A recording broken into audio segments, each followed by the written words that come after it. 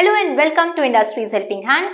We welcome you to the Talk with Industry Expert session, where in this video, we are going to have a conversation with an industry expert, Mr. Ankit Acharya, Leader Communication and PR, Bounce and Bounce Infinity. Bounce Infinity, one of the fastest growing startups in the electric vehicles, which truly believes that India's journey of becoming electric should be accessible and inclusive. In its first year, Bounce facilitated 1 lakh rides a day with 30,000 strong scooter fleet on the road. Bounce remains one of the India's fastest growing startup with a proud badge of having scaled to 100k transactions in a day. Bounce valuation stood at a staggering 500 million US dollars in just 11 months from its conception. From the Bounce Infinity, we are having our special guest, the dynamic leader of the EV industry, PR and corporate communications, Ankit Acharya sir, who joined Bounce as a founding employee and constantly contributing in the growth of the company. He is having an amazing journey from the National Institute of Fashion Technology to IIM Calcutta. At the age of 18, before going to college, when he was in class 12th, he started his own startup and earning 50 lakhs per year. Amazing, na? Like a student from class 12th earning 50 lakhs per year before even going to college. Then he joined Bounce Infinity. So, this journey is really going to be very fruitful for you. His journey is really amazing. And for the latest updates, if you want to know, if you have not subscribed our channel yet, then definitely you should have to subscribe so that you will never miss any update. For update informations and for the latest technologies and career related stuff, you can definitely install our mobile application, visit our website and join our WhatsApp group and Telegram channel. So let's start this Industry Talk Expert session.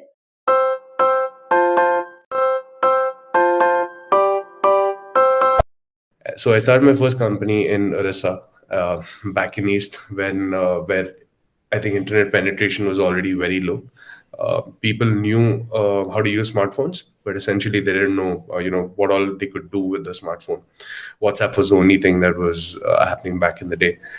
So I thought, why not set up a digital studio, which is on the internet, but you can customize your t-shirts, you can do anything, play around with different merchandise. So we started with t-shirts, went to jackets, we did notebooks, we did like a bunch of things that you could, spray and paint on. And remember, this was when I had taken a drop year. And the beauty of this entire exercise was my father didn't know I was doing this. So my parents didn't know about it for the longest time. And that's when I got covered by your story, and they spoke about my journey. And my dad is like, "What is this? I mean, I think this is you, but I don't know what have you been doing." So yeah, that was, I think, my first surprise that I gave my parents, that yeah, I've been doing all of this using a little bit of my pocket money that I've taken from you. And I think that journey really opened my eyes. And I ran that company for about 2 years with my co-founder. We had a small team of about 10 people. We were bootstrapped, but we were profitable. We were doing about 50 lakh year on year at that point. So as 17, 18-year-old kids, 50 lakhs is a lot. So it's very important to find a path that will help you fill someone else's shoes when the time is right. So if you know everything and tomorrow there is a bigger job for you, it should be easy for you. You shouldn't spend like a considerable amount of time unlearning and relearning new things. It should be a natural progression. And that comes through internships, that comes through life projects, that comes through factory visits, uh, that comes through talking to more people. Hello and welcome to the Industries Expert Talk session. Today we are having with us our special guest, one of the dynamic leader of the electric vehicle industry, Ankit Acharya sir, who is leading the industry from last so many years, having rich experience and very proficient knowledge. He is the leader, PR and communications at Bounce and Bounce Infinity. So thank you so much for joining, Ankit sir. Thank you. Even on your week off, you are giving much of your time. It means a lot. Thank you, sir. There's no week off in the EV industry, I guess. Definitely students will understand like the challenges in the industry too. If you are the leader of the industry, then having much of the I don't say work pressure, but I would say that yeah, challenge is the right word to Right. describe that. I think So, it's an everyday filled with learning, and I think that's what's keeping all of us awake. and I think that's the secret of your leadership, sir. All the learnings that you are having beyond the experience. Yes, yes, I think that has a lot to do with who I am today. And most of the things that I've learned is all on the job. And I think that's one of the best ways for you to upskill yourself or know more about, what's happening in and around. Definitely, sir. I would like to know your journey also, sir, because I was very interested in knowing after designing, you have switched to IIM Kolkata, and I would like to know about your journey as well, so that it would be inspiring for the students who are listening to us right now. So, my life has been pretty interesting. At least my career has been very interesting. I have not been a great student. I don't know whether this is the right place to say this or not, but I've never scored the best in class or a lot of things around it. I was not good at academics. Not really bad, but not great. So for me, it was said either I go to engineering or I figure out what I want to do for the next 20, 30, 40 years of my life. And NIFT was pretty much a surprise for me as well. So after my 12th, I took a drop year to figure out what I wanted to do. And somehow NIFT just came up in front of me, and I was like, okay, the course is engineering, why not just go ahead and apply for it? I think everyone is going to be happy seeing an engineering degree on the car table. So that 1 year drop which I took, I spent a lot of time figuring out what I want to do in my life. And I was always fascinated about the e-commerce space. I was fascinated about how the world was changing to all digital. Today, if you look, there are biggest of the biggest companies who have come up building shopping complexes on the internet, uh, cab rentals, food delivery, everything that you want today is on the internet. So I decided I want to really do this. I want to figure something in the space. So I did a course in digital marketing, and that was a 6 month course, and I loved every aspect of it. I love the power of the internet. And that's when I decided, why not do something in the space itself. And I wasn't, like I said, I was not great at education, so I can't build a software for sure because I'm not a computer geek. So I thought, let's do something small. Let's figure out what works. So one of the things that I always love is wearing branded t-shirts. Branded t-shirts, as in which represents my company or which represents a university, something similar to what you're wearing, right? And I was just thinking, if this is like a status symbol for a lot of people, like especially if you're from IIM, IITs, IIT people never change their t-shirts. Even I am, right? I'm pretty sure your friends are also like that. So I thought, why not enter there? And the margin, I've always known that the margin in that you can earn from apparel is it's a lot if you figure out supply chain and if you do it the right way. So I started my first company in Orissa, back in East, where I think internet penetration was already very low. People knew how to use smartphones, but essentially they didn't know, what all they could do with the smartphone. WhatsApp was the only thing that was happening back in the day. So I thought, why not set up a digital studio, which is on the internet, but you can customize your t-shirts, you can do anything, play around with different merchandise. So we started with t-shirts, went to jackets, we did notebooks, we did like a bunch of things that you could, spray and paint on. And this was remember, this was when I had taken a drop year. And the beauty of this entire exercise was, my father didn't know I was doing this, so my parents didn't know about it for the longest time. And that's when I got covered by your story, and they spoke about my journey. And my dad is like, what is this? I mean, I think this is you, but I don't know what have you been doing. So yeah, that was, I think, my first surprise that I gave my parents, that yeah, I've been doing all of this using a little bit of my pocket money that I've taken from you. And I think that journey really opened my eyes. And I ran that company for about 2 years with my co-founder. We had a small team of about 10 people. We were bootstrapped, but we were profitable. We were doing about 50 lakh year on year at that point. So as 17, 18-year-old kids, 50 lakhs is a lot. So we thought, okay, this is it. This is our big break. And as I started digging deeper, I realized that I need to know more about the industry. I need to know more about the space. So I thought, why not NIFT? Because NIFT is the best. Uh, Only after entering NIFT, I realized the dark side of the apparel industry. I realized that, okay, this doesn't work.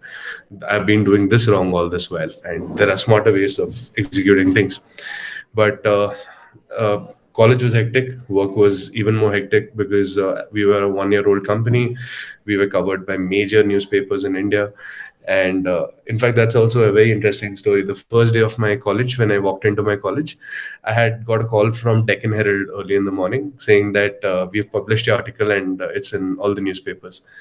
And I was like, shit, this is not happening. I didn't expect, like, you're just entering college and this is happening.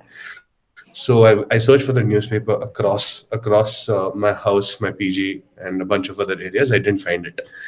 I went to my college library, and I saw that newspaper right in front of my eyes. And I remember the librarian saying, "That is you, right?"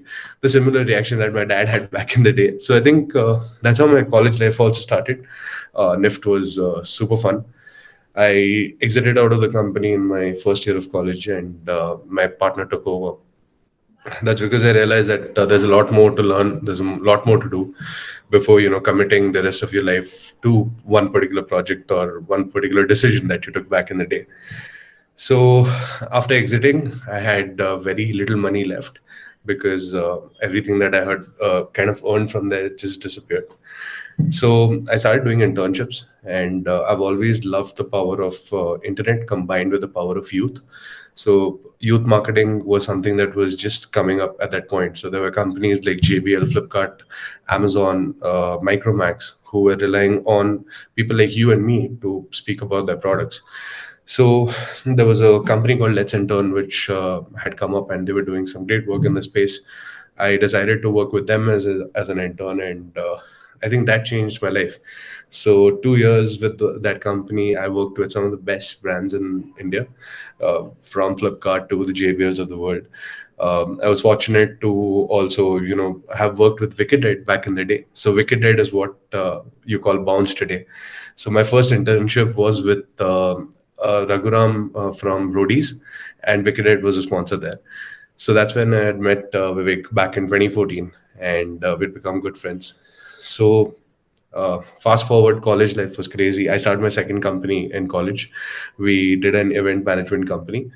Uh, we used to host parties because I used to love it. I just come from Calcutta to Bangalore, and the life was completely different. So I wanted to enjoy college life. So I thought, if I'm enjoying, why not get my entire batch to enjoy as well? So I think my friends had maximum fun when they were with me because we went to the coolest of the parties, and it was a very good business that we had also built. We started doing celebrity management. We did something with the Indian cricket team as well.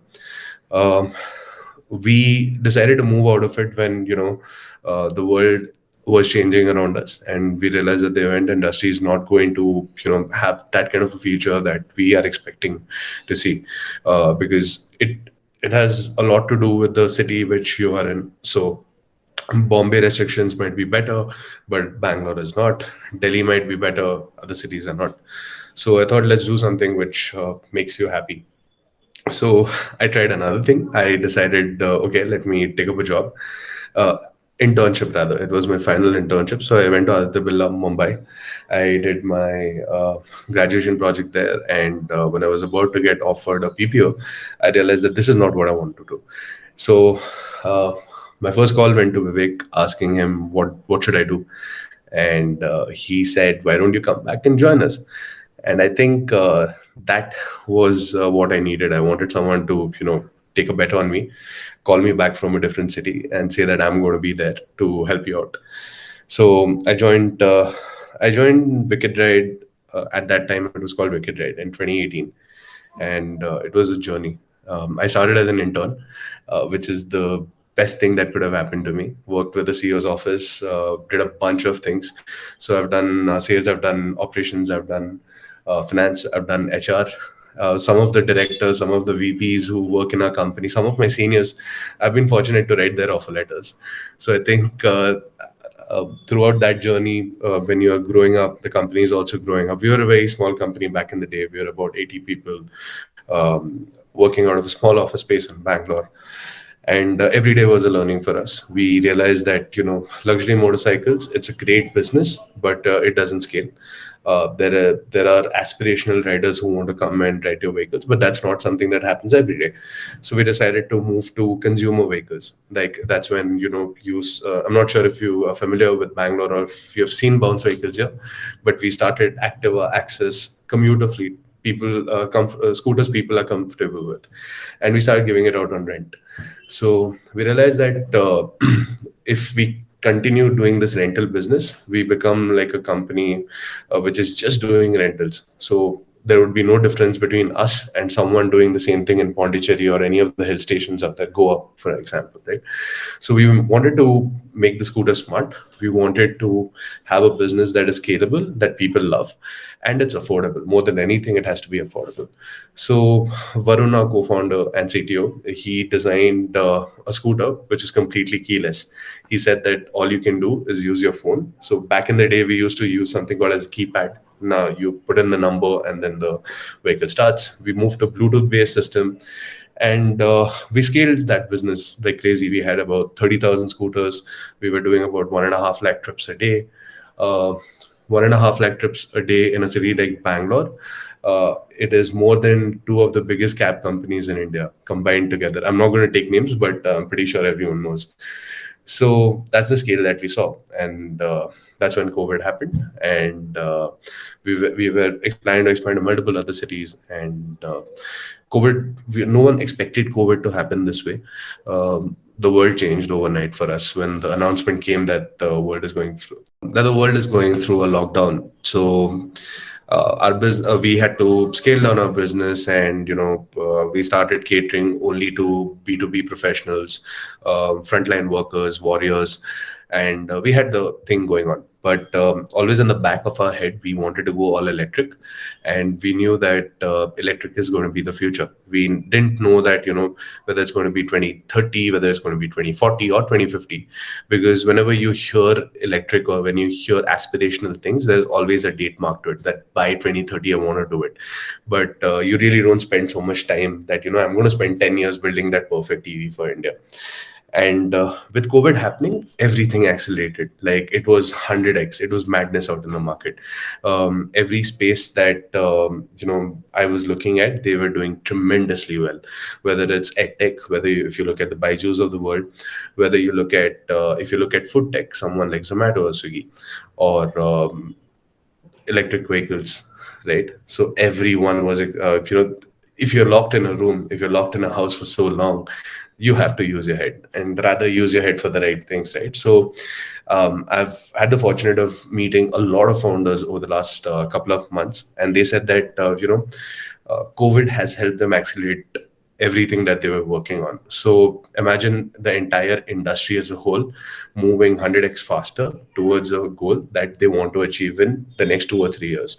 That's what happened. And we saw, everyone, like Ather launch was one of the first electric vehicles that India has seen. They were the ones who changed the way India moves. For me, Ather has been one of the biggest inspiration.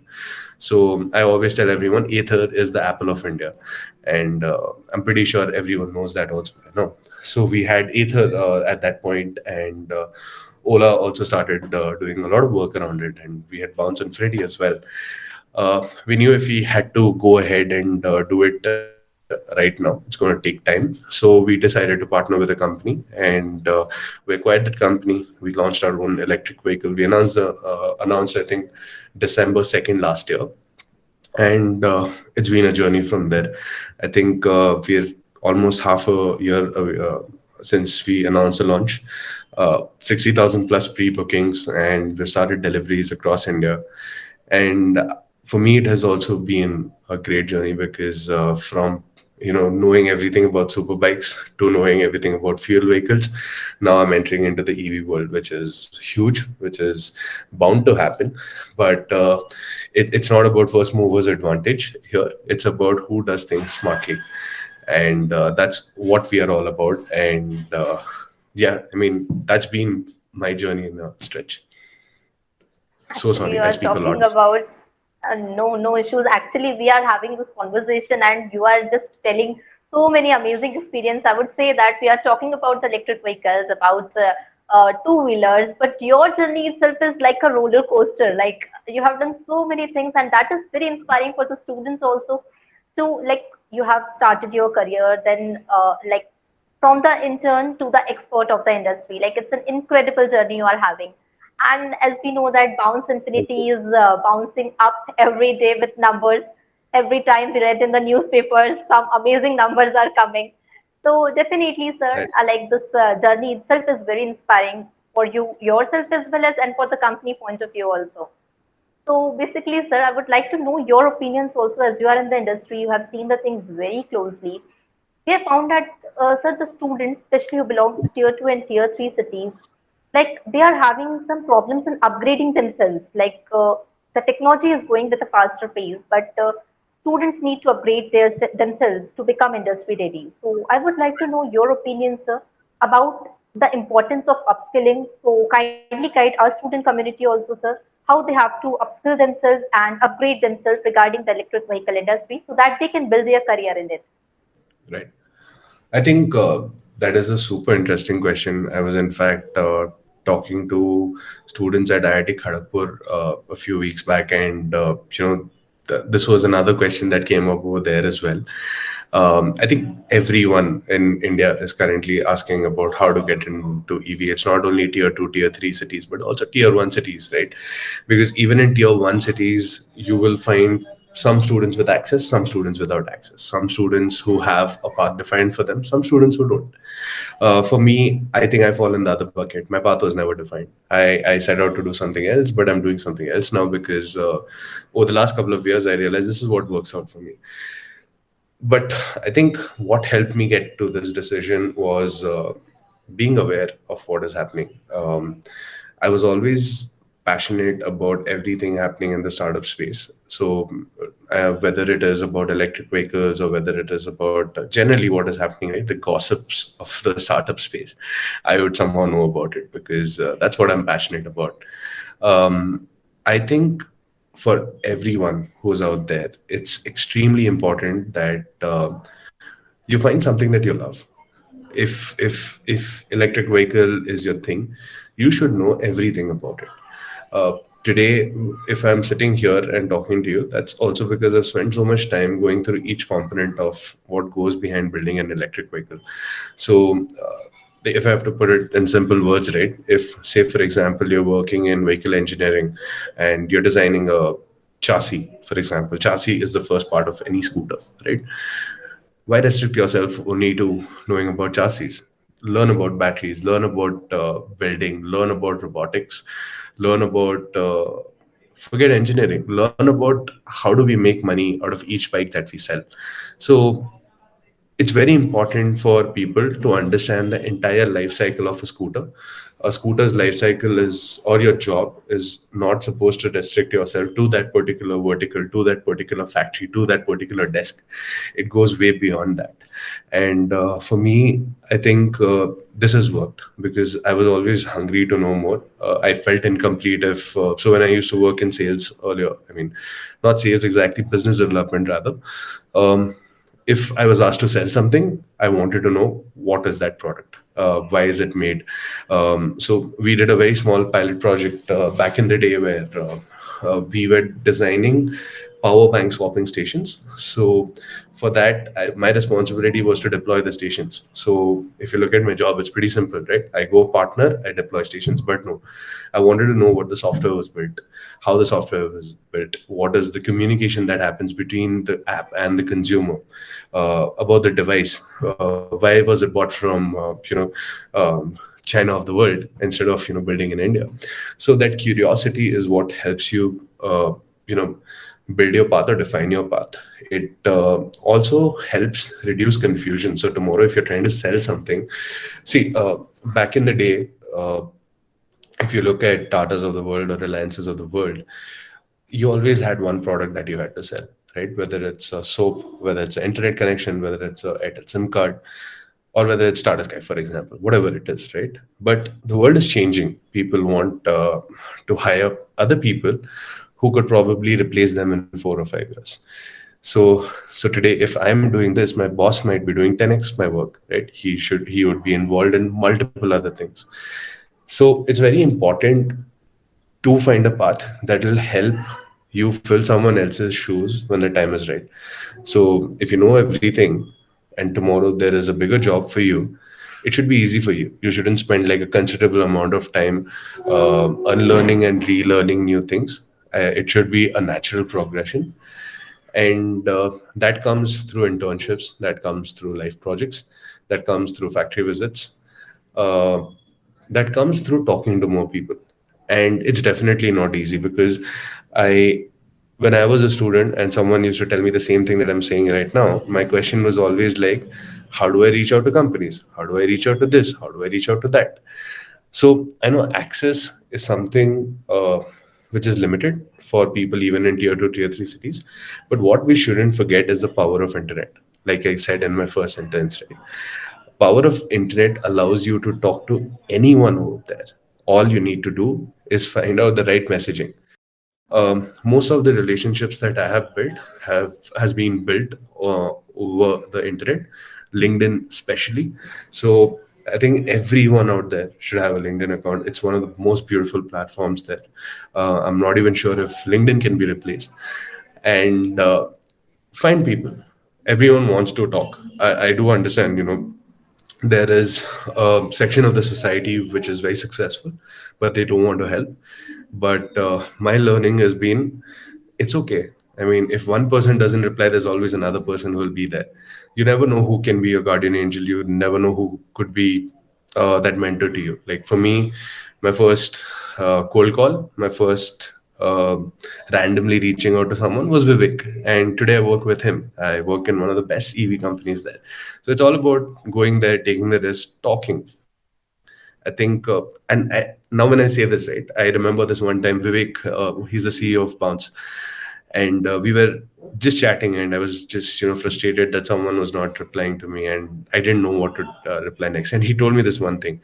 See, it's very simple. If you send out a message, there are two things that will happen. He will reply. He won't reply. He's not going to sue you. He's not going to block you. He's not going to delete you. So it's as simple as that, right? It's like asking a girl out on a date. You ask or you don't ask. It's as simple. You get a yes or you get a no. So I think that is very important, and everyone should be doing that. Definitely, absolutely, sir. That's why you are leading Bounce Infinity at PR and Communications in a really so well mannered way, because Talk a lot. like it's something that we are gaining the experience, sir. So it's valuable for us and the student community also. Thank you so So, much. sir, like I have seen that you are in the multiple fields, not only in this PR and communication. You have seen the things from the scratch, right? From marketing, sales, project development, and everything. And you have done the hiring part also. Right. So I would like to know that, sir, as hiring is also a very important part of any industry to have the right workforce with the right talent. So what kind of advice you would like to give to the students, sir, like who are graduates and freshers who are looking for a job in the electric vehicle industry? Like what are the skills that HR is looking for them in the hiring prospects, sir? Um, I think going back again in time, traditional companies versus startups, I think there's a lot of difference in the way startups and corporates think. So I'm going to talk more from our industry. So I consider startups as our industry. Um, Back in the day, there was always a thing that, if you are from here, then you get to work here. If you're from here, then you get to work here. So the first here is, say, if you're from IIT, you go to Google. If you're from anywhere, you go to TCS or Infosys, right? But I think that has changed. Over the last, I think, a decade, startups have formed an integral um source of job opportunities for everyone out there, right? So think of this like, companies are your professors and startups are students, right? Students are always willing to go out there, take risk, whether it's bunking classes or not going to classes at all, or scoring bad in exams. uh, Out of those student groups, there are some students who are extremely passionate about things. They're the ones who form startups, right? And companies are people who have set rule books. and they ask you to do this. I'm not saying all companies are like that. I'm just saying a small certain sector of the society is like that rather. So I think for us, when we look at hiring someone, we want to understand how passionate is that person, whether it's about the job that he's applying for, or the industry that he's willing to come to, or generally in life, right? So some of the people that we have worked with, or I have worked with, they might not have knowledge about the EV industry, but they've done something in some other space and come here, right? So that shows how passionate you are about wherever you go to. So we don't look at marks, honestly. For us, it doesn't matter what you scored in which part of your life. I think that is best suited for the other section of the society who is looking to hire in bulk. But for us, it's always about how well you can contribute. What are the learnings that you can bring on the table? What are the learnings that we can add to your life? Because that's very important, right? If you're spending 2 to 3 years of your life with us, or maybe even more, what is it that we can help you with to grow, right? So these are some of the things which are extremely important. I think but most of our my hiring decisions are based on how passionate the other person is, or whether they have the knack to learn, whether they see themselves doing this for the next couple of years or not. And like I said, I also actually I don't say this a lot, but I always try to hire people who are better than me, because I always feel that if I'm not there tomorrow, there should be someone to replace me. Not essentially me leaving the company, but me just taking a vacation break. It's important. So I always try to hire people who understand my work, who understand what I do, my style, um, so that we can work as a team and grow together. Because in your company, your team is your family. That's about it. And other people are just like your relatives. You either choose to talk to them, you don't choose to talk to them. But yeah, there is always cross learning and that family kind of an environment across the entire company. That most importantly for me is culture. Culture plays a crucial role. I don't think anyone talks about culture today anymore, which is sad, because like I said, if you want to have a family in a company, it's very important for you to define the culture. So I was with Bounce, then I took a small break, then I again went came back to Bounce. That's been my journey. So that 1 year where I was in my other company, the founders have done a lot of work in this space, like whether they've managed large teams in engineering and product and in different verticals of the world. And that is where I understood the actual power of culture. um, we've always spoken about hiring the right person with the right skill sets. If he fits into your pay budget or whatever you have, that's great, hire. No, I think so my culture interview in my last company, it lasted for a month, because that is how bullish they were about finding the right person for the job. Your skill sets, I remember he telling me this thing that I understand you're great at your job, I understand everything checks out, your references are good, but I want to know, why do you want to come here, how are you going to treat your peers, how do you expect us to treat you, and whether you have that learning mindset. And that opened my eyes. And I think over the last couple of months or years, I've been doing that. I always look at culture, and I think all of these combined makes you the best candidate out there. Obviously, if you have some sort of grades, that also helps. But even if that is not there, it's not a bummer. I think everyone has some or the other opportunity waiting out for them, and it's just about you figuring out what you want to grab. Absolutely, absolutely, sir. And there is one very beautiful thing that I've seen in your profile and on LinkedIn. Every like you are very constant in writing the articles and everything. So how beautifully you have write about the culture of the company that plays a very very important role. So after every 3 or 5 posts, I just read a post about the culture. How beautifully you have described the culture of the team, because it's something that gives energy, growth, and you can say power to the people who are working in the organization. So that's the very beautiful thing that I have learned from you and the Bounce Infinity, the culture you are having in the team. And like people like you are the ones who are spreading that culture, and most probably the students who are listening to us who are in future might become the part of the Bounce Infinity would come to know about this very beautiful thing of the organization, about the team culture, and how much importance they are putting in the people itself. So that's really wonderful. So basically, sir, as you've explained, that skill is something that matters more than the score. So I would like to know your opinion, sir. Right now, our future workforce is in the college. We can say that college and institutions are the ones who are nurturing the future workforce.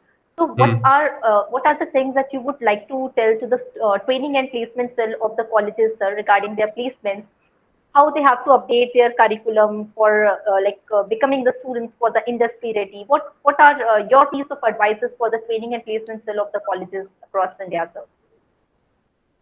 Okay.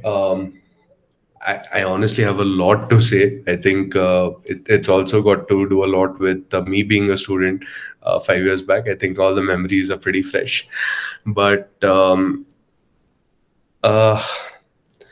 okay, I think the first thing that every placement cell should stop doing is arranging students' CVs according to their marks. It's usually in descending to ascending order, where whoever gets the highest has day zero or day one. So in when you come for placements, it's day zero, day one, day two, and if you're still unlucky, you have day three as well, right? So I think that should stop. Like if you're in that college, you're in the same level, you're in a level playing ground, and I don't see marks being the reason why you're being differentiated amongst your peers. um, what is also sad is there is a trend in most of the colleges in India today. I've had the fortunate of going to NIFT and also being at IIM for a year. But I have seen this pattern where the top 10% of the students usually get placed at the last, right? This is a norm. Everyone knows it, but we are too shy to talk about it, right? Because we think that if this is what it is, then probably parents will stop sending their students to this college. Because if the top 10, if my student is great and he's still getting a job in day three, that's an insult for my family, right? That's not the case. That's not how it is. I think uh, we used to be the backbenchers back in college, back in school. I've changed 12 schools, and in 12, not because I was thrown out. My dad had a job which made me travel to different cities, but I've always been a backbencher. Very rarely I had the fortune of sitting in the first row, also because I'm tall.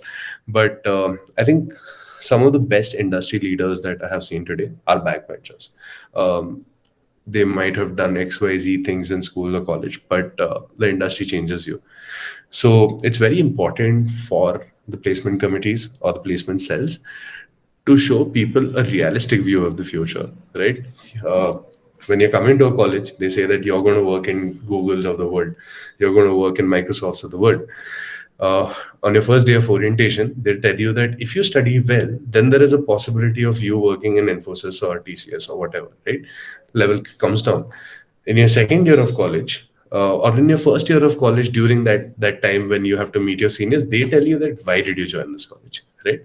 So as and when you move on, that for 3 or 4 years, you realize that okay, maybe I'm doing something crazily wrong, right? It starts to affect you. I think placement cells usually come into play in the fourth year of college or when third year in college. Also, in some universities out there, it's important for them to interact with students right from the journey that right from the day that they've set foot in the college, from the first year.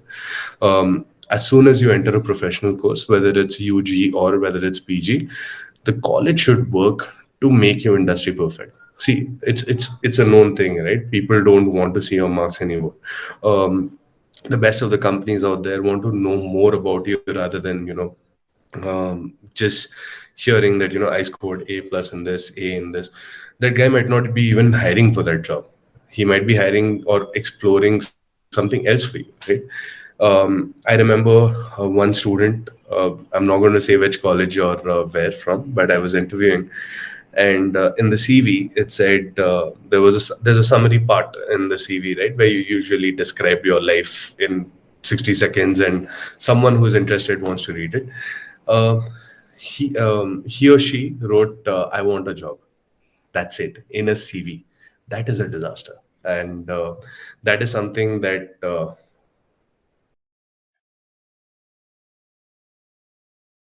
I think that is something that college doesn't teach you. Resume making is extremely important. You will never get your first perfect resume. You always have to work on multiple iterations. There are multiple things to add. B, this is very important. I think resume learning has to be a skill. Three, I understand there are language barriers wherever you go, right? Whether it's tier two, tier three cities. But what is stopping you from learning? I think that is another thing. Some Another student from one of the top universities in India, I was interviewing him or her last, I think, a couple of weeks back, and we started the interview. She was applying for a communication role, design communication role, and mid towards first part of the conversation, before I could even start, she's like, can we converse in Hindi? Which is okay, which is completely fine, right? But in the industry, it's very important for you to at least try, right? We don't judge you basis you know English or you don't know English, but what matters is whether you're trying hard enough. Some of my friends who did not go to English medium schools, they went to Hindi medium schools, went to college with me, they probably communicate much better than me today. And that's only because the amount of time they spent in college, those 4 years or 3 years, whatever course you're doing. I think 4 years is good enough time for you to learn a language. And not disregarding Hindi at all. I think everyone should know Hindi. But it's just in the professional world, efforts count. How much time have you spent in, learning these little things about the world? Yeah. So I think these are my top three things. Absolutely, sir. I completely agree because the students who are currently in either in the BTech stream, they give more of the importance towards the core subjects, but not much time in communication skills, about learning the language, about representing themselves in a proper way. So that is one key takeaway that every student should have to take from this communication. How communication is important in any of the industry, in any of the role and job profiles. As you definitely are hiring constantly the young talent, young minds, so, and after all this experience, you are saying that communication is something that is very important. Then students must understand this thing about the importance of communication in the industry. So, my next question is that, sir, which definitely you are also going to like connect with your college life. We are having the interaction with the students, and they come up with the questions like, in which year we have to start preparing for the placements, and how we have to start their preparation, how we have to like balance their college exam as well as their placement preparation. So what kind of advices would you like to share with the students, sir? I'm going to be extremely blunt here. If you start preparing from your first year, there is a 99% chance that you will not have to sit for placements. You'll have a PPO with you. If you start in your second year, there is probably a 60% preference chance that you will get a pre-placement. If you start in the third year, the percentage comes down even more. Um, I think you don't. It's not a CAT exam. It's not a GMAT exam. It's not your IIT entrance exam. It's a skill. It's just about how well you can communicate. Interviews are fairly simple. People see, if someone's spending 30 minutes, 45 minutes with you on a call, right? They're looking to hire you. They're not doing it because they've been asked to do it, or whether or they won't get paid if they don't talk to you that particular day, but because they found something in your resume that they probably liked, or something that they heard about you. And all interviews are, I think, another thing that has fundamentally changed, right? So I also talk to my friends who are in other industries, who are CEOs of other companies, and when I ask them, "What do you ask in interviews?" and I've heard a lot of them say that I just want to talk to him and see if he can be a good friend for me, right? Or good colleague to me, or whether he will bring in that particular vibe, because your resume has already spoken about your work. If you're an engineer, your GitHub profile will also speak about your work. It's also very important to have a GitHub profile in today's world. The person who's hiring now just wants to understand everything that you have done in your life, the same way how you're trying to understand my life right now. And if you can have this conversation like how you and me are just having, right? That is all that the other person needs. Because if he's able to communicate with the other person, he knows that he can be a good team member. There has to be no hi sir, bye sir, can I do this, can I go to the washroom, can I take a leave. You and your reporting manager, your colleagues, you speak a language, you communicate. If you just look at the other person, you know what the person wants, right? That's the relationship that's important. That's again culture, right? Second, product knowledge. It's extremely important, whether you're in a service industry or whether you're in a product industry. EV is again a product industry because we have scooter as a product, but we also have some add-ons to it, right? Which could be some service, after service, or XYZ. So we are a mix of service and product, right? So very important to choose which industry, which product do you like. Whether products could be your Lux Sabun of the world, service could be Google Meets of the world, for example. So it's important for you to understand which works. Knowledge about that, whether if you're passionate about product space, why are you passionate about it. If it's like I said, again, given the communication is a conversation is around electric vehicles, why does India want EV? What is the cost of petrol today? How much money do I spend in a day when I use my fuel scooter? All of these understandings are extremely important, even to a level where you understand how much money you spend every kilometer you travel. So if it's a petrol vehicle, you spend about 4 to 5 rupees. If it's an electric vehicle, you spend 1 rupee. How do you derive in these calculations? All of that, right? Because if you understand the basics well, you will be able to build a much finer product. And things like what I just said, right? 4 rupees a kilometer, 1 rupee a kilometer. It helps us design a perfect battery. It helps us design a perfect scooter for the end consumer, because from this data, we understand how much people move, how much fuel they do. Um, Multiple other things, right? Like which part of the society is not comfortable paying higher fuel prices. So EV transition is going to happen for sure. It's not going to be another bubble that's going to burst in the world. So people need to spend time understanding EV as well as they understand petrol vehicles today. So there should be this thing that, okay, this is an Activa, oh, this is a Bounce Infinity, or this is a Ola S1 Pro. The way you resonate when you see a petrol vehicle, that transition should happen. And these are common things that you learn throughout the years, right? It's just being observant about what is happening in and around you. um, I think another advice is watch a lot of YouTube videos. um, I'm not saying YouTube videos where there is music or comedy or anything, but pick up a YouTuber who you think is good in that particular domain, whether in India, in Africa, or in US, or wherever in the world. It doesn't matter. Everyone is talking EV. Everyone is talking the same thing, and try to understand things from their perspective as well. It's very important that whatever learning that you have, you vet it with someone else's learning and see where you're going right or not. So yeah, that. Okay, so let me just took you back to 5 or 6 years, when you are having your college experience, and on the very first day of your college, you are already on the newspapers. So you have taken much of the risk on your life, and these things where you are really enjoying your work. So I would like to know that, sir, from your student experience also, and from as the industry expert experience also, what kind of advices would you like to give to the students who are in the college these days, so that they can have some better learning from this conversation, sir? Have a lot of fun. College life is never going to come back, until and unless you decide to do your masters again or whatever, right? I think that is the biggest learning. I think I've had too much fun in my college life. I have no regrets of each day that I spent there. I've made some beautiful friends, beautiful relationships over the years that I spent in college.